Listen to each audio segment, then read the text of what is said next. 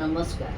श्रीपाद श्रीवल्लभ या ग्रंथाचे 52व्या अध्यायाचे आपण आज परीक्षण करीत आहोत. या अध्यायाचे वाचन किंवा ऐकले तरी आपल्या इच्छा पूर्ण होतात. आणि माझा अनुभव असा आहे की माझ्या भाच्याचं लग्न होतं नागपूरला आणि आमची सगळी जय्यत तयारी झाली होती. मुलींचे आधुनिक तऱ्हेचे कपडे मुलींनी शिवलेले होते. सगळा प्रकार झालेला होता. माझ्या गाड्या तयार झाल्या होत्या. पण अचानक माझा शनिवारी पाय खूप दुखायला लागला.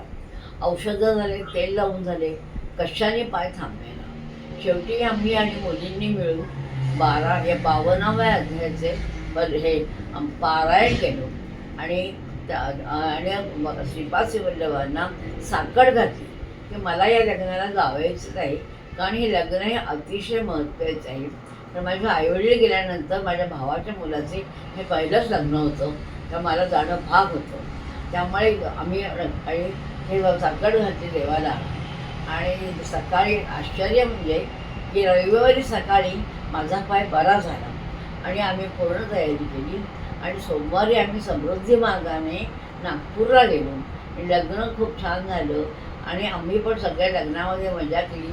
सगळ्यांच्या भेटी झाल्या, खूप आनंद झाला. असाच तुम्ही पण तुमच्या छोट्या मोठ्या गोष्टींकरता याच्या 52व्या अध्यायाचं ऐका आणि वाचा, त्यामुळे तुमच्या पण इच्छा पूर्ण होती.